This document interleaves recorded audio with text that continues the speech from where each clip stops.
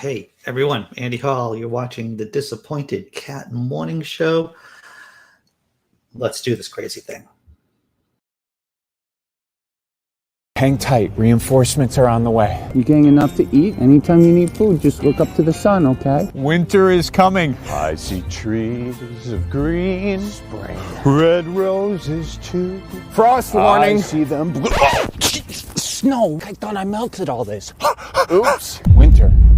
What are you doing here? What do you mean? Did you forget about second winter? Second winter? It's coming. No, you silly goose. You must be mistaken. Oh my gosh, he doesn't know. Actually, Winter, my first day was on the 20th, so I think it's time for you to bounce out of here. Oh, the 20th, huh? I don't make the rules, okay? I just roll with them. Oh! You're right. You don't make the rules. I do. Should probably put that out. Right. Well, I better get going. Lots of bulbs to plant, garages to clean. You know, some actually say I'm the best season. You know, you're just a transitional season, right? And you're not even the best one. What's up, guys? You fall. I'll fall. Well, fall is the best transitional season that we have, right? I might be biased, though. Hey, everyone. Hope you're all doing well this morning. Scott Duke. Glad to see that you're here. Brain bug. Buzzing. Keep buzzing. Simply Secular Dave. And Tobin Templeman, the legend. All right. I'm doing well this morning. I'm doing well. And I guess this isn't a question, but I'm making out applications for jobs. Yes, jobs. As we're getting closer to things coming back to normal again, or semi-normal, or not at the end of the world-ish, that I'm making out job applications. And it's exciting. Not really. My girlfriend was asking me this morning, so why do you want to go back to work? It's like, well, you see, I need to store up, and I know I've said this before, but I came to the realization a few weeks ago that all my assets, and if you're here in the States, all of your assets too, are just cancer money. It's just there to fund your future cancer treatment. And then I was thinking about it too. It's like, this is just your cancer money. If you have parents, it could be their cancer money too. So basically, I need to contribute to my IRA and do minor things like that. So ideally, I'm going to have a job that's going to allow me to do all this other stuff too. And I just got a lead on a job too that will allow me to do just that, everyone. So I'm pretty excited. I am pretty excited about going back to work, to tell you the truth. Who would have thought that I would be excited about going back to work? Hey, Tesla Ranger. Ian Davenport, good morning, good morning. Oh, Dave, you're not a fall person? How could you not be a fall person? I say that here in New England. October is the king of New England. That's what it is. Indeed, man. I am just a freaking sunny, shiny ray of positivity. Scott Duke. Oh, hey, thanks, Ian. I never remind people to hit the like button. Hey, please hit the like button, like Ian Davenport. And, subscribe if you haven't subscribed, and hit the bell. And thanks. Just thanks for being here. That's what I'm going to say. So what are the stories we're covering today? U.S. is becoming less religious. Good news. A Republican sex scandal. Amazon fakers on Twitter. Union busting. Jeff Bezos, union buster. And of course, the Chauvin, the Derek Chauvin trial. We're going to be talking about fear mongering, about vaccines, vaccine passports. And Dave, actually, Simply Secular Dave, sent me a video yesterday on Twitter about some Masonic lodges being burnt in Vancouver. And so we'll probably take a gander. We'll take a gander with our eyes and ears on that story too. Hey, Wild Eden, how you doing? How you doing? All right. Simply Secular Dave goes, spring and summer are so great where I live, and when it ends, it's like someone stealing your perfectly heated favorites, the flavor of Pop-Tart. Oh, what is my favorite? I never liked the frost, the real, the s'mores Pop-Tarts for me were always, I felt like my pancreas was crying right? Pancreas is where that whole insulin is developed, made. And whenever I ate one of the s'mores Pop-Tarts, because it's the chocolate, it's the marshmallow, and then it's frosted too. It's like, oh.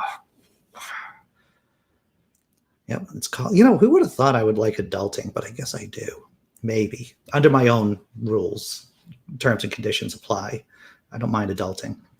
What are we doing? Oh, let's do some memes. We're going to do some memes? I think that's a good idea. We'll do some fun stuff. Check it out. Atheists, when they realized they were watching Godzilla instead of Science-Zilla. I am super excited. And I know I said this before, but I'm super excited about seeing the new Godzilla movie. They say it's Godzilla versus Kong. And I don't think I'm, this is a spoiler maybe, but if you've been on the internet for 2 minutes, then you know that the movie is really featuring Mecha Godzilla. And I myself grew up watching Mecha Godzilla, with the missiles coming out of the fingers and everything. So I'm super excited about the new Godzilla versus Kong movie. All right, let's see something else. I shared this with my girlfriend yesterday, and she's like, oh, I got to share it at work because it's one of those, work-friendly jokes here. If it makes you feel any better, I'm sick of looking at you all day too. The chicken, who doesn't like chickens? I mean, real-life chickens can be pretty nasty creatures, but this chicken, it's just trying to work, and this monitor is saying, hey, looking at you, not great, not fantastic. Not the best case scenario. And this is just a pun. It's just a pun. I'm not sorry for it. Boomerang. See? Wah, wah. That was stupid funny. All right. So those are the 3 memes for this morning. And what are we going to be talking about? Oh, the U.S. becoming less religious. You might have seen this story. It's from Pew Research.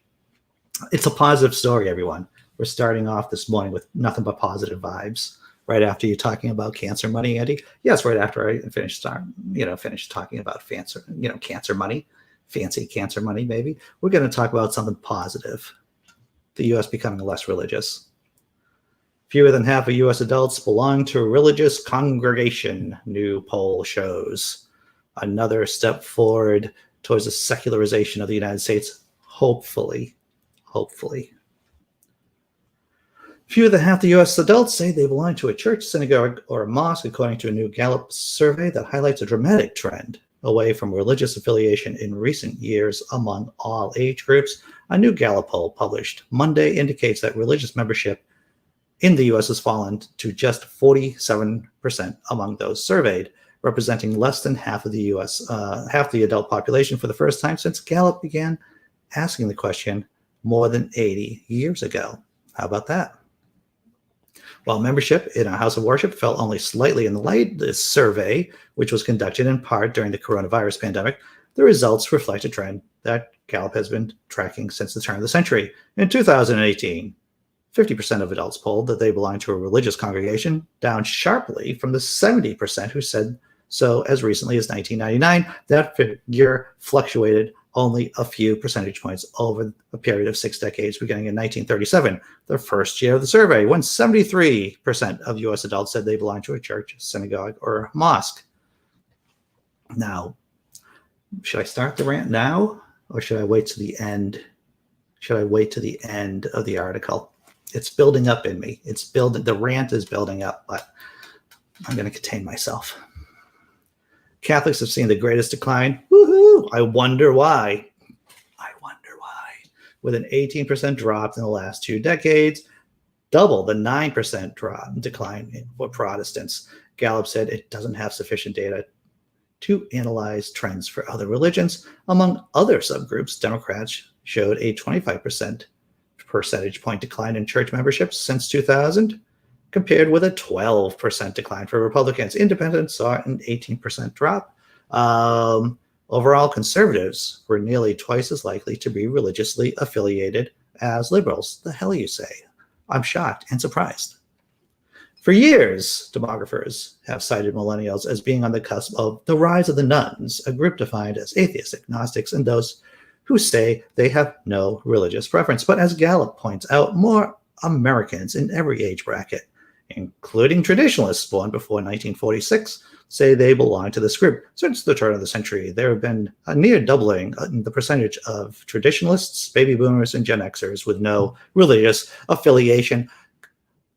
Huzzah. Yes, am I going to use such bold language? Huzzah. Okay. So, good news overall. In fact, I was talking once again to my girlfriend about this because the only person I really talk to in person these days is my girlfriend. So I was like, I was talking to her about this story yesterday, and she goes, well, that's good news. And yeah,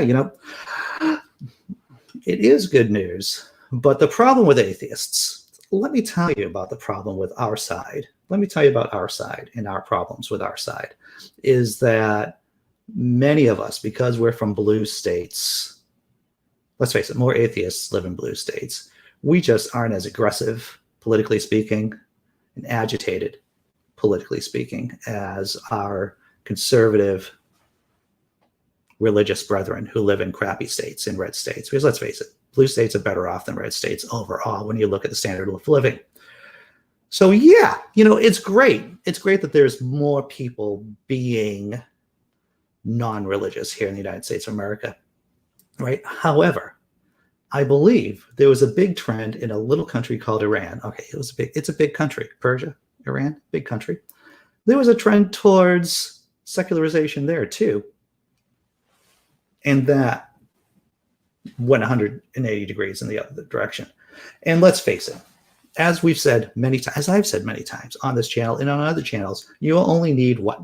20%, 10% of the population to dominate the rest of the majority. That's all you need. And if anything, we've seen in the Trump administration how close we came to the cliff of a theocracy. So even though this is good news from Pew, let's not get ahead of ourselves and start patting ourselves on the back. All right. That was my rantzilla. Rantzilla, exactly. Tesla Ranger says, but COVID is God's punishment for not. I cannot tell you how many flashbacks I have from the AIDS epidemic back in the 80s. People talking about bleach, talking about God's punishment, people panicking, not, conspiracy theories being floated around. If you survive the AIDS epidemic, especially if you're part of the LGBTQ community and you were alive back then, and now you see the parallels. Allow me to continue. I guess this is my rant morning right now. But COVID is God's punishment for not going to church and tithing. Oh, the tithing is more important than going to church, even though it's likely that people stop going to church because of COVID.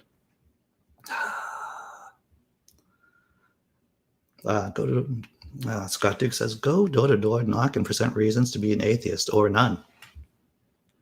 We should pay people for that, right? Let's see what else we got going on here. But Rantzilla. Yeah, I'm really looking forward to go Godzilla.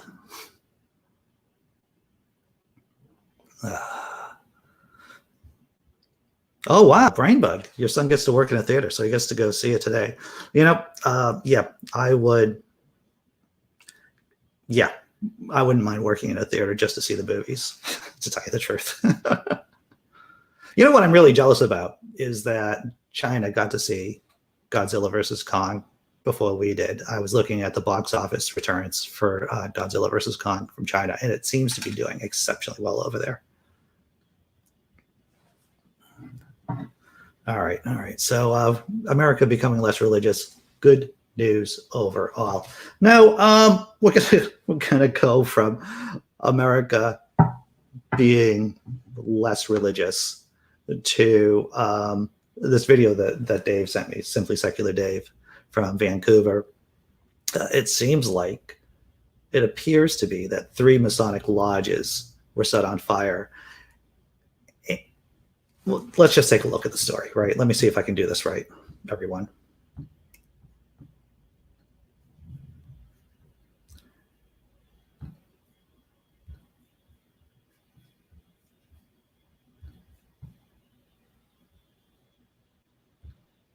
Firefighters struggled to control this blaze in a building housing a Masonic lodge and some businesses. This man had to flee his office in a neighboring building. I came out, it was just kind of smoke, but then it went up and up. Currently, the fire is deemed to be suspicious, yes. Minutes earlier, at another Masonic hall, another suspicious fire. The first was here on Vancouver's North Shore. The second nearby within minutes of the first blaze. About 30 minutes later, one more, this time in Vancouver. That's where an eyewitness spotted this. He just set the building on fire. He's getting into a black van. This video posted to social media shows a man carrying a gas can. Then a police officer arrives. There's a cop here. He pulls a gun on the suspect. The man ignores the officer's orders. They are fighting. They are fighting right now. Yeah. Eventually, the man fights off the officer and drives away. He went down East 29th Avenue on the west side, down westward. Yes. Vancouver police said the officer in the video was off duty when he tried to make the arrest. As for the centers being targeted, I'm not aware of any specific threats or any past threats. They aren't confirming a 42-year-old man later taken into custody was the one shown in the video.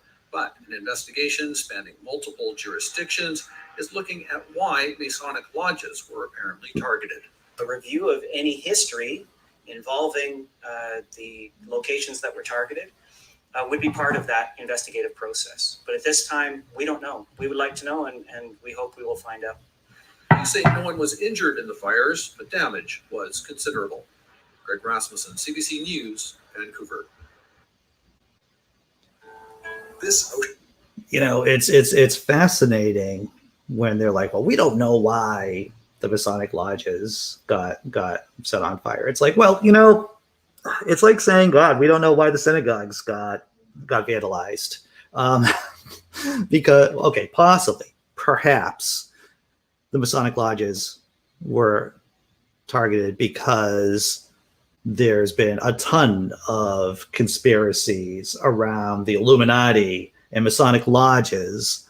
And in the age of QAnon and conspiracy theories, perhaps someone decided to take the law, God's law, into their own hands and just burn down Masonic lodges.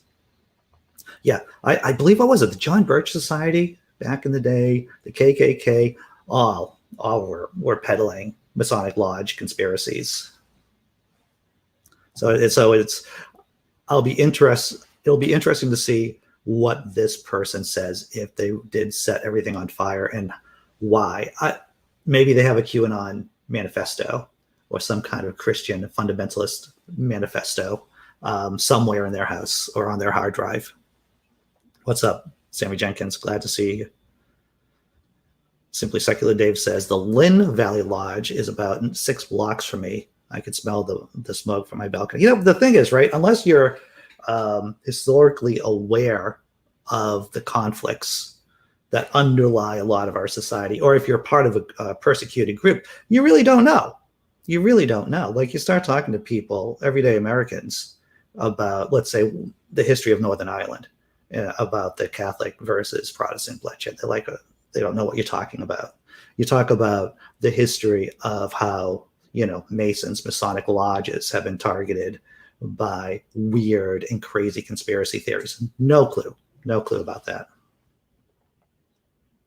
Hey, Sean, it has been a while. Glad to see you here, sir. Oh, here it is. Scott Duke. In the South growing up, a lot of evangelical preachers would preach against Masons, but a lot of people, church people, are members of the Masons. Yep. Well, that's the nature. See, that would be, if I was a evangelical preacher, that's what I would say. See, that's the nature of the poison of Masons, is that they get in everywhere, even in the church. Wow. Yeah, so 3 lodges burned in Vancouver. Illuminazis. I see what you did there, John Hudson. Hello, John Hudson. Glad to see you here. Illuminazis. Very nice. And you know what? And I'm going to go with a Steve Jackson game, old school reference here. One of the underrated Steve Jackson games, Illuminati. I loved playing Illuminati when I was a kid. Completely tangential. All right, so what's the next story? We talked about the U.S. becoming less religious, and on the other hand, we had 3 lodges being burned in Canada, probably religiously motivated. We'll find out. We'll find out pretty soon. But if I was going to be a betting person, I would put my money on that. It's religiously motivated. Dave. I don't know much about Masons, but I use their jars all the time. Very good jars, too. All right, so Republican sex scandal. All right, Republican sex scandal. And it involves this guy, the man with a forehead and the big mouth. Under normal circumstances, you look at him and go, wow, this guy could be like a televangelist, but he's decided instead to be a politician. Maybe the sex scandal will kick him out of office, and maybe he'll become either a used car salesman or an evangelist, a televangelist. And of course, he's from the great state of Florida. No surprise. The positive thing here is at least he wasn't diddling little boys. Here we go. Report, Representative Matt Gaetz, I'm pronouncing it like Gaetz, under investigation for a sexual relationship with a 17-year-old. The Department of Justice is after Mr. Gaetz, I guess, for this. Representative Matt Gaetz, representative from Florida, Republican from Florida, is under investigation by the Department of Justice for a sexual relationship he allegedly had with a 17-year-old girl. The New York Times reported Tuesday the investigation was started in the final months of the Trump administration under then Attorney General William Barr, the Times reported. The agency is looking into whether Gaetz, a close ally to the former president, violated federal sex trafficking laws by paying for the young woman to travel with him outside of Florida. Gaetz has yet to be charged with a crime. Paying for someone under 18 to travel with you on a little sexcapade? Yeah, now it becomes a federal crime. If he just kept it within Florida, everyone, the feds wouldn't be after him. Gaetz told the Times, while his lawyers have been in contact with the Justice Department, he had been told he is not the target of an investigation. Yeah, I only know what it has to do with women, Gaetz told the paper. I have a suspicion that someone is trying to recategorize my generosity to ex-girlfriends as something more untoward. In a telephone interview, see, it just sounds more creepy. It just sounds more creepy the more he talks. Though, just like with a lot of creepy people, the more they talk, the creepier they sound. In a telephone interview Tuesday evening with Axios reporter Jonathan Swan, Gaetz clarified that he was innocent. The allegations against me are as searing as they are false, Gaetz said. I believe that there are people in the Department of Justice who are trying to criminalize my sexual conduct. You know, when I was a single guy. Well, you know, I mean, if you're banging someone who's under 18 years old, and yeah, that's a problem. I have definitely in my single days provided for the women I've dated. See, it just sounds creepier the more he talks. Gaetz added, you know, I paid for flights for hotel rooms. Abortions. Oh, he didn't say that, but you know, that's the implication. I've been, you know, generous as a partner. I think someone is trying to make that look criminal when it is not. As the story continued to gain traction Tuesday night, Gaetz tweeted that he and his family have been a target of an extortion plot under investigation by the FBI. And this story in his relationship with a minor was intended to thwart that investigation. See, there's a conspiracy theory to thwart the conspiracy theory. So this guy, it'll be interesting to see what happens with the Department of Justice investigation about whether or not he was really paying a 17-year-old to go cross state lines to go on some kind of sex vacation with him. At least it's not a Catholic priest scandal. At least it's not that. He is creepy. Just a creepy dude. Just a creepy dude. His face looks like a mask. Hey, what's up, Paul Hamish? How you doing? Oh, this is interesting. Gaetz is the most punchable face in politics. I think there should be a competition to see, you know, maybe the top 3 punchable faces. But Gaetz is, yeah.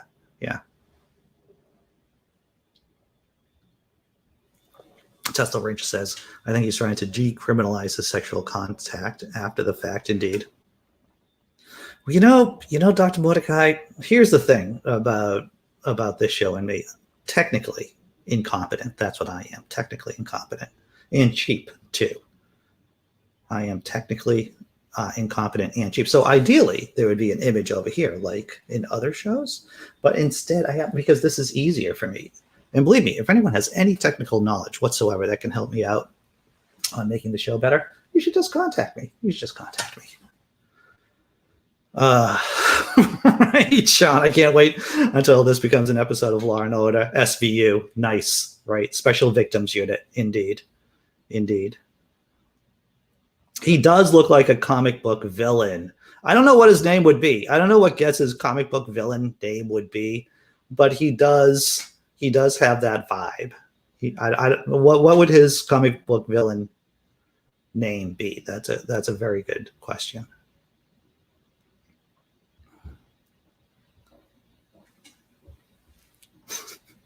I see what you did there. Illuminati.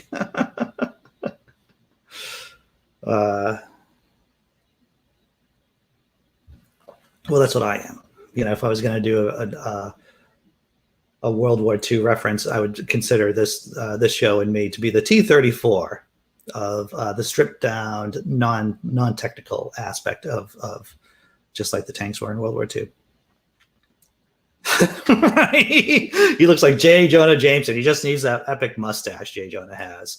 It's like, give me those photographs of Spider-Man.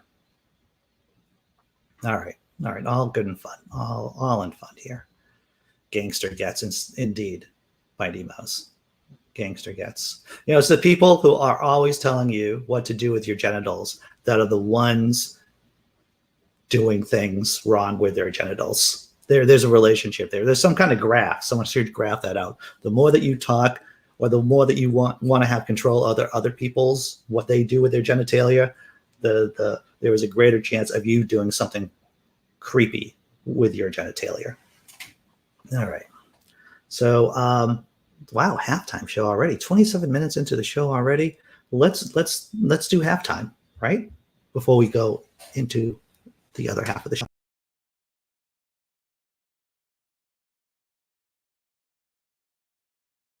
Hello, my name is David from the Amazon factory. I joined Twitter yesterday and I have never had to piss in one of these. Hi, I'm Irma. I have a cardboard box in my username because I'm not being held at gunpoint to tweet. My name is Tara.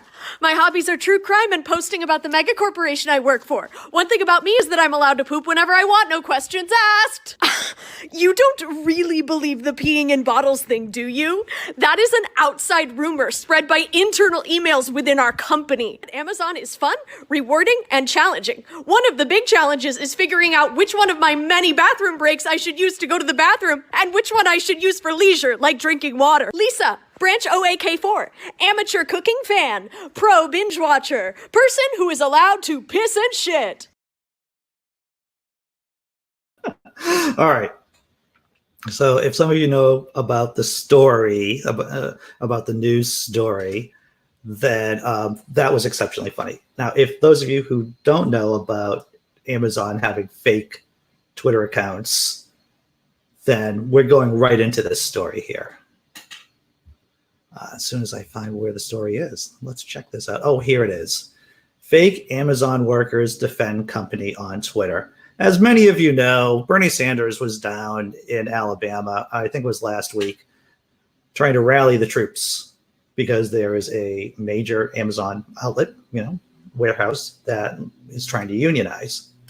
But Amazon, Jeff Bezos, union buster, just getting a bunch of fake Amazon workers defending the company on Twitter. That's what it is. Oh, and all the links are in the description below, everyone. All the links.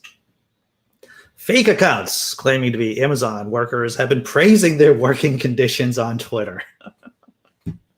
Votes are currently being counted in Alabama to decide whether Amazon warehouse workers should form a union, or will form a union. But last night, a series of anti-union tweets were sent from accounts claiming to be staff. Twitter has now suspended many of the accounts, and Amazon has confirmed at least one is fake. Wow, using Twitter for propaganda purposes. Who would have thought that would happen?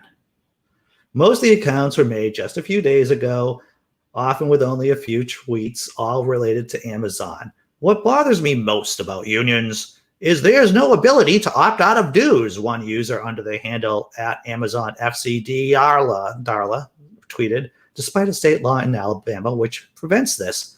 What? People on Twitter, companies on Twitter using the platform for misinformation? I'm shocked. Shocked, I say. Amazon takes great care of me, she added. Amazon FC. Many of the accounts involved use the handle at Amazon FC, followed by a first name. Amazon has previously used this handle for its so-called Amazon ambassadors, real employees who are paid by the firm to promote and defend it on Twitter. Those 2 bullet points, we can just ignore that. We just go to the rest of the story. An Amazon spokesman told BBC that Darla was not an official ambassador, but has not responded to the BBC's request for clarification on several other accounts. It appears that this is a fake account that violates Twitter's terms, the spokesperson said. We've asked Twitter to investigate and take appropriate action. Several of the high-profile accounts have been suspended by Twitter. It told BBC that Amazon ambassadors are subject to Twitter's rules on spam and platform manipulation. Accounts which impersonate or falsely claim to be affiliated with a company can be temporarily suspended or removed. Any parody account should have a disclaimer in its Twitter bio, the company said. It's unclear whether the accounts are real employees, bots, or trolls pretending to be Amazon ambassadors. What they are is that they are spewing misinformation. They're spewing misinformation, much like our friends from the Republican Party. Mike Lindell, Sidney Powell, Rudy Giuliani. And it's just so hacky. It's so obvious when you look at the tweets that they're not from real people, that they're just, shills out there putting out propaganda, misinformation about Amazon. Check out chat.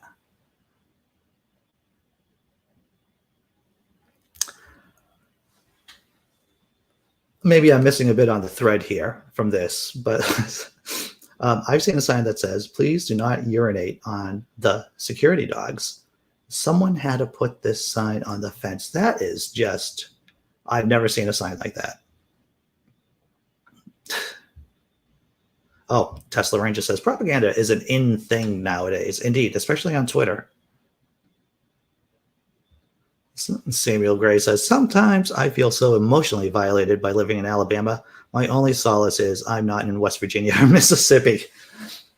Well put, Samuel. I've always said that atheists and liberals living in deep red states should be given a stipend from George Soros every month, right? You should be given some basic, UBI, universal basic income, some kind of frontier person's payment for being out there and being in a deep red state.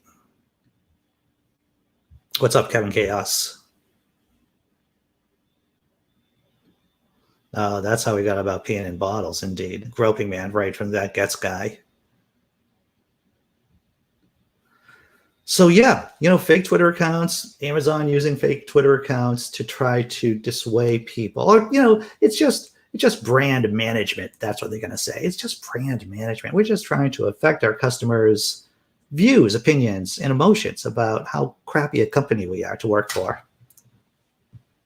Don't get me started about all those plastic bottles commercials. I don't know if anyone's seen any of the plastic bottles commercials from like Coca-Cola and from the other big soda companies. It's like, plastic, it's your friend. I was watching Fareed Zakaria. I think it was Fareed Zakaria on CNN on Sunday, and there's like a bunch of plastic propaganda commercials. At least on regular TV, it's obvious that it's just propaganda, right? It's like, we're your friends, plastic companies. They should call those payments truth pensation. I like that, Simply Secular Dave, right? All those people living in red states who are liberals, atheists, the truth pensation. I like that. Well, that's what it is, Sean. Amazon is engaging in marketing manipulation. Who would have thought a nice company like Amazon would do that? we have another video to watch. Okay. We're not going to watch the whole video, but it is about the newest wave that's trending amongst fear-mongering amongst Republicans. Is it COVID related? Yes, it is.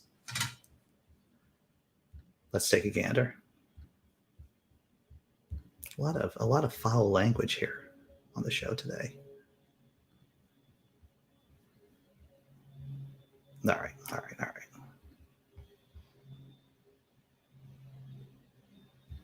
An unprecedented, undemocratic power grab. This is literally the end of human liberty in the West. It really is, I think, an unprecedented threat to our freedom. That is the new battle cry from the right. Vaccine passports are basically Nazism or Satanism or some other very terrible ism. Rick Grinnell posted a picture of a fictional Nazi to suggest the government wants to round up the unvaccinated. Madison Cawthorn said proposals like these smack of 1940s Nazi Germany. Marjorie Taylor Greene called vaccine passports Biden's mark of the beast. Justin Amash, who is generally pretty reasonable, characterized them as dystopian. Tucker Carlson, who's anything but reasonable, called them Orwellian. Seriously?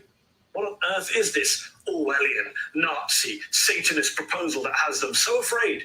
Well, a so-called vaccine passport, which would allow Americans to prove they've been vaccinated against the coronavirus as businesses try to reopen, and would be free and available through applications for smartphones, which could display a scannable code similar to an airline boarding pass. People without smartphones could print them out.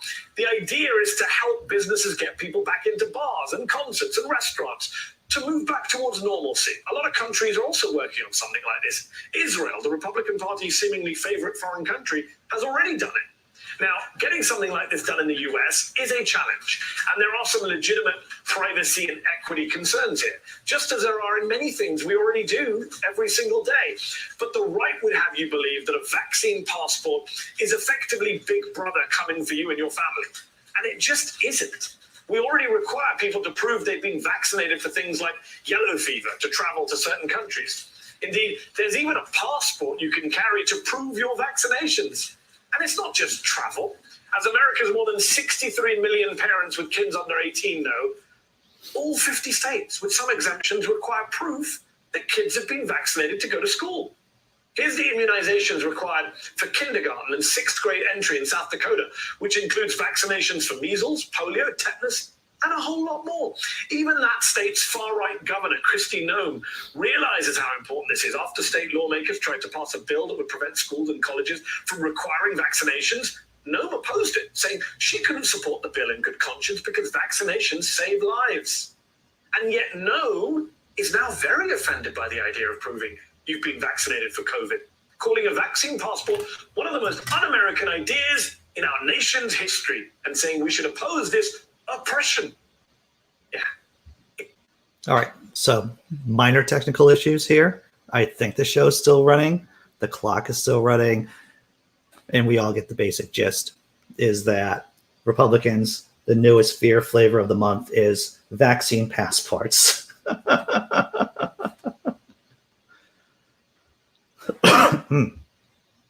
So here we go. Comfort Canadian Secular, Simply Secular Dave says, in Canada, we don't need passports because we all have a national basic health. That's socialism, though. That's socialism, man. We don't have that here. He does have a Rowan Atkinson look, the presenter there. He does have a Rowan Atkinson, Mr. Bean, Blackadder look to him. And of course, and same in Denmark. Denmark, you have just a health card. Yeah. I was thinking about this too. Is that Fox News, very angry. And you look at what conservatives like. They like anger. It resonates with them, right? And for a lot of liberals, we don't have anger as much as like The Daily Show, or we have This Week Tonight with John Oliver. And John Oliver gets angry, don't get me wrong, but it's a funny show. And so this tells you something about the two tribes. Conservatives have anger, liberals have laughter.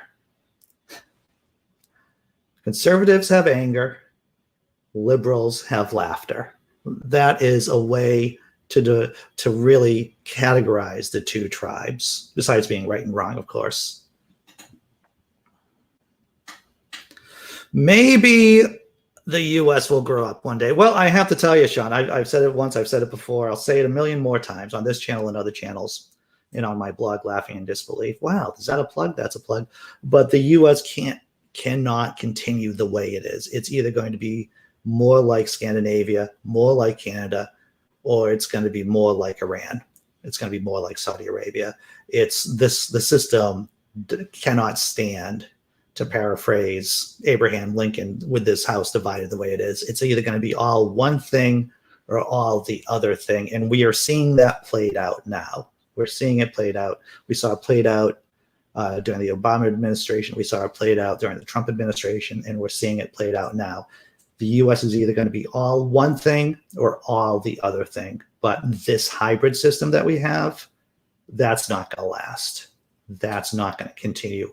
It's not a sustainable way of having a country, running a country or a society in the long term. Yeah, John Oliver is great, right? A national treasure. Kevin Chaos says, funny, the Law and Order Party always ranting about man coming to take your freedom. Yeah, they are just paranoid. Christoid Republicans spreading false fear. This is it. This is what they do, right? This is how they gin up. I sound like I'm in the 19th century. This is how they gin up business. They gin up business just by stoking fear. They get clicks, they get eyeballs that way. Oh, here we go. David Paul, I'm an angry liberal, and maybe I'm an angry ex-conservative, tired of being lied by the Republicans. Yeah, I think once you know, speaking as a person who was once religious and said horrible things to people, you know, it was when I was much younger, you know, teenager and everything. I feel you. I feel you, David Paul. Interesting. Mighty Mouse says, in Denmark, if you can say your health card number and birthday plus 4 digits without stumbling, that's good enough even to vote. Sweet. Oh, this is nice. Sean Alexander says, fear, the acronym, false evidence appearing real. Yep. And you know, when I heard about these Republicans fear mongering about vaccination passports, I just thought about the murder committees, right, during Obamacare, about the death camps that Obamacare was going to create so that Nana would be sent off. The death panels, right? It was the death panels. So what? 10 years ago was death panels. Now it's vaccination passports. Who knows what it's going to be next month? It's going to be something to create fear. And you know, this is the thing about fear versus laughter. Fear makes you more stupid. Fear makes you more pliable to be manipulated because it shuts down the frontal lobes, doesn't it? Hey, James Henry. Here we go. Here in Holland, you must have your ID with you to vote. All right. Yeah. All right. So, oh man, this guy, Derek Chauvin, the trial. Firefighter testifies. If you haven't seen this, it is a very moving testimony. Firefighter testifies, I was desperate to help, and this human was denied that. And this is this woman here, EMT, paramedic, firefighter. She gave testimony yesterday at, of course, the trial for the man who killed George Floyd. Links, yeah, I'm going to point down here so you can see links are in the description down there. Genevieve Hansen expected Monday, May 25th to be a peaceful day. That's what she told jurors on Tuesday in the murder trial of former officer Derek Chauvin, who is accused of killing George Floyd last year. Instead, during an off-duty walk home from a community garden, she heard a woman yelling that police were killing the black man prone and in handcuffs, face down in the street. Hansen, who is a trained EMT and Minneapolis firefighter, testified that upon taking the scene, she moved closer to the officers who were pinning Floyd to the asphalt and identified him as a first responder. In video footage played for the court, Hansen could be heard demanding the officers check his pulse. I had already assessed that Floyd was in an altered state of consciousness. What I needed to know was if he had a pulse. She describes how Floyd was lying motionless. He wasn't moving, and he was cuffed. And 3 grown men putting all their weight down on somebody is too much, she said. The first thing that concerned me was his face was smushed into the ground, swollen. It appeared swollen to me. And, this is disturbing. And I should have just warned people before this, and I'm sorry for this, that I didn't. But, this is just disturbing testimony. That's what this is. But rather than allow her to help, Hansen said, then officer, I'm not going to try to pronounce that, I don't know, said something along the lines of, if you really are a Minneapolis firefighter, you would know better than to get involved. Know your place. That's what he told her. Know your place. Her voice began to tremble when she recalled the impotence that overwhelmed her as Thao and the other officers blocked her from providing the kind of medical care she was trained to give. I got there, and I could have given medical assistance. That's exactly what I should have done. She broke down moments later when describing how she felt totally distressed. When asked about her shifting tone in the video taken on the day of the killing, she explained that she initially addressed the officers in a calm and reasonable manner. But then, as the minutes slipped away, she realized Floyd may have released his bladder as a result of being unconscious or possibly dead. She began raising her voice and using foul language. Because I was desperate to help, because there was a man being killed, and I had access to a call similar to that, I would have been able to provide medical attention to the best of my abilities. And this human was denied that, she said. Prosecutors also played audio of the 911 call Hansen made moments after Floyd was loaded into the ambulance. Hello. The one thing you heard, and we're hearing over and over again, is that people were calling the police on the police. And who do you call when the police are misbehaving? The police? That sounds like a futile gesture. That's what it sounds like. This is the call. Hello, I'm on the block of 38th in Chicago, and I literally watched police officers not take a pulse and not do anything to save a man. I'm a first responder myself and literally have it on video. I just happened to be on a walk, Hansen said in the call. She told the court she regretted waiting so long to call, adding she should have acted more quickly. I should have called 911 immediately, but I didn't. And when things calmed down, I realized I wanted them to know what was going on. I wanted to basically report it, she said. In one of the more tense exchanges, Nelson, this is the defense lawyer, asked Hansen if she was angry and upset at the scene. I don't know if you've ever seen anyone being killed, but it's upsetting, she replied. Let me say that again. I don't think I did that justice. I don't know if you've seen anybody killed, but it's upsetting, she replied. That prompted great way to respond. That prompted Judge Peter Cahill to instruct her to answer the specific question. But Hansen grew increasingly agitated by Nelson's questions, and on the second day of the trial ended up with Cahill reprimanding Hansen for being argumentative. Well, F that guy. I'm advising you not to argue with the counsel in court, Cahill said from the bench. You will not argue with the court.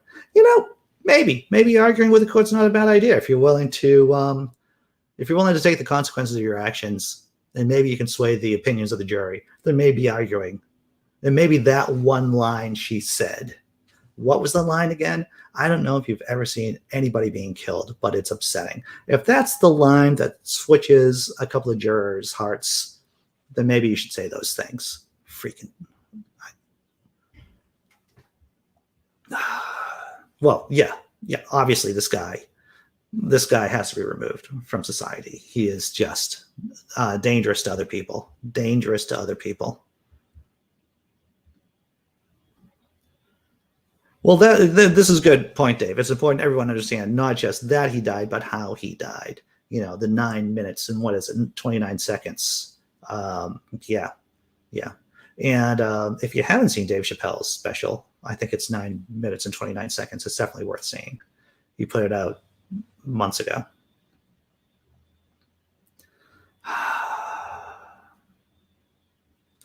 Yeah, it's it's not an accident. It was premeditated.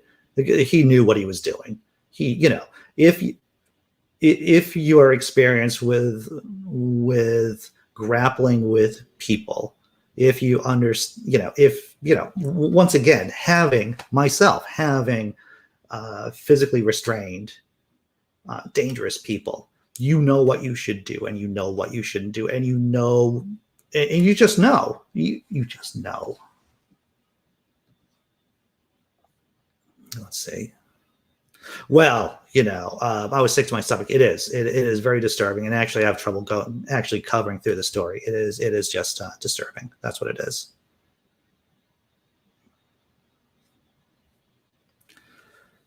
Oh, that's it. Thank you. Dave Chappelle, 846. Yeah, if you haven't seen that special, it's definitely worth seeing. Wow, once again, on point with our timeline here today. Thanks for going through this story with me. It's been yeah, it's difficult to cover. It's difficult to cover. After show, everyone, 10 a.m. That's in what? 9 minutes, a little bit less than 9 minutes after show. If you want to pop in and hang out and talk, the link is in the description. And so I'm going to end the show at 5 minutes to 10, give myself a little bit of time to stretch. Once again, if you just want to come out, and we can talk about anything you want to, basically. The show's been running basically from 10 a.m. till 11. So if you want to come in, that's fine. If you don't want to come in, I'm just going to talk into the void for a few minutes and then sign off. So, oh, I got my tripod for Jenga today too. I got my tripod last night. And so I'm doing the show at 3 o'clock too, by the way, 3 o'clock. So if you want to pop in at 3 o'clock, I'm going to be doing some Jenga right here. Let's put a bow on this. Let's do something funny. Let's watch our last video here.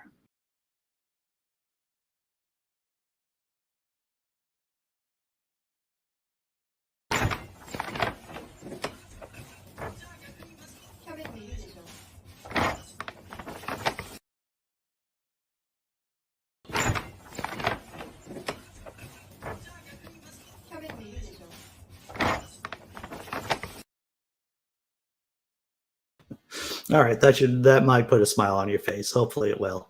Hopefully that'll put a smile on your face. A cat. It's a cat going in a bag. Cat in a bag. All right. So once again, 10 a.m. Doing the post show. What were the stories that we covered today? U.S. becoming less religious. That Getz fellow from the Republican representative Getz. Sex scandal. The Department of Justice is looking into it. Amazon faking Twitter accounts, using Twitter to promote misinformation about unions. And of course, the Chauvin trial that we just covered about the paramedic there who wanted to give aid to George Floyd but wasn't able to because cops, because of America, because of Republicans, because Blue Lives Matter. And we also talked about the Masonic lodges being burned in Vancouver, in Canada. And we also talked about vaccine passports and Republican fear-mongering about passports. I'll check the chat one more time before I move on. Well, the cat's out of the bag. Indeed, John Hudson. Indeed. You know, yeah, there's something to be said about just simplicity, right? It's like when you know, am I going to compare cats to having small children? You know, a lot of the times kids just like playing with boxes and not really with the big expensive toys. Oh, Dave, the cat is only angry because it got sacked. Very nice. Matt Getz, yeah, nothing good about that guy, Matt Getz. Thank you, Kevin Chaos. Thank you. I appreciate the kind words. So once again, you know, doing the show at 10 o'clock. You guys want to show up, that's fine. And I'm doing Jenga at 3 p.m. Eastern. So the cat was standing its ground. Indeed, James. I said, so I'm going to do the thank you video for my patrons and members. And then I'll see you at 10 o'clock, maybe at 3 o'clock. And if not, maybe 9 o'clock tomorrow.